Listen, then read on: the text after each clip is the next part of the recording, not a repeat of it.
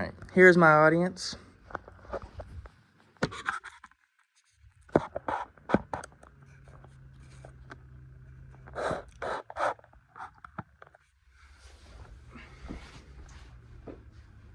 What is soul? It's like electricity. We don't exactly know what it is, but it's a force that can light up a room. Hello, my name is John Davison, and today I'm going to be discussing with you a brief history of the musician Ray Charles. Ray Charles is a legendary musician who pioneered the genre of soul music by fusing blues, gospel, and jazz.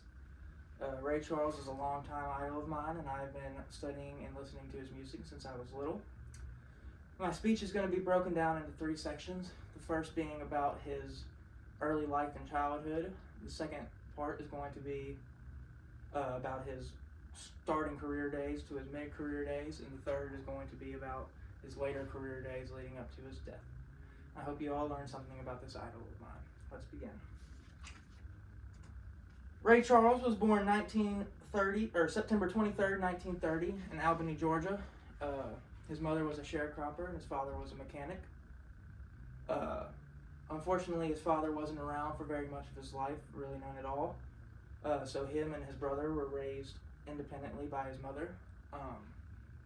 Shortly after Ray Charles' brother was born, Ray was still an infant. Him, his brother, and his mom moved to Greenville, Florida, which is where Ray predominantly grew up and spent most of his childhood.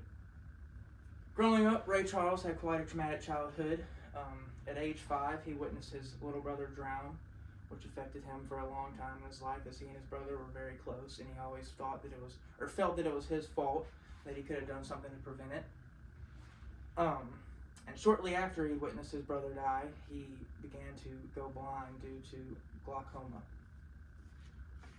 According to Ray Charles, Man in Music, a book written by Michael Liddon, Ray Charles had gone completely blind by age 7, and his mother ended up sending him to the Florida School for the Deaf and the Blind, which is where he ended up learning how to read, write, and arrange music in Braille. During his second year of school there, he discovered his single grand ambition, which was to be a great musician. He ended up attending the school for around 8 years, and during one of his later years there, he had received horrible news that his mother had passed away. All right, getting into some of his music career starting, according to Liddon, his first sort of musical experiences was when he was around 3 years old, and he and his mother were in town. They would stop by a local store, and in the back of the local store, there was a man playing boogie-woogie style piano, and so Ray Charles ran to the back of the store and just sat and watched the man in awe, and eventually the man propped him up on the piano bench, and he began to start teaching him some things. And the man's name was Mr. Pitt, and from then on out, every time Ray Charles was near the store, he would stop in and he would watch Mr. Pitt play, and Mr. Pitt would teach him some things. Charles started playing professionally in his late teenage years. By this time, he was well versed in many different kinds of music, from jazz to blues to gospel to boogie woogie to really any of the old traditional styles of music. He quoted in his biography that he wrote, "Brother Ray, I played to eat, and I had to be sure that I could play anything." In 1948, Ray Charles moved to Seattle, Washington. When he had moved to Seattle, Washington, he formed his first group, which was called the Mixon Trio. The Mixon Trio hosted a weekly show on KRSC TV, which became known, or is believed to be the first sponsored telecast program in the city.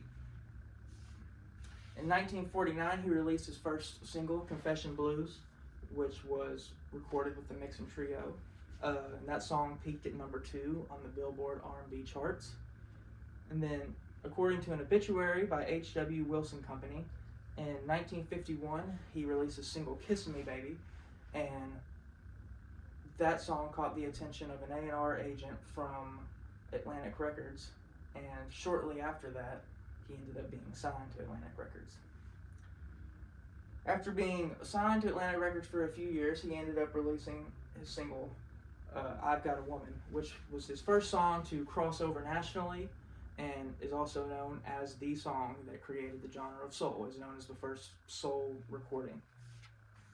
And throughout the rest, or during this time, he was now a very successful musician. He was making a lot of money, and he became the first musician ever to purchase an airplane large enough to tour the world with him and his entire orchestra. Throughout the next several decades, Ray Charles won a plethora of Grammys and other sorts of musical awards. And then going into his sort of later life, throughout the rest of his life, he continued to win awards and other sorts of musical accomplishments. In 1990, he received an honorary doctorate of fine arts from the University of South Florida. In 1993, he was awarded the National Medal of Fine Arts. And in 2004, his final recording, Genius Loves Company, sold over 5 million copies, and he won 8 Grammy Awards for it.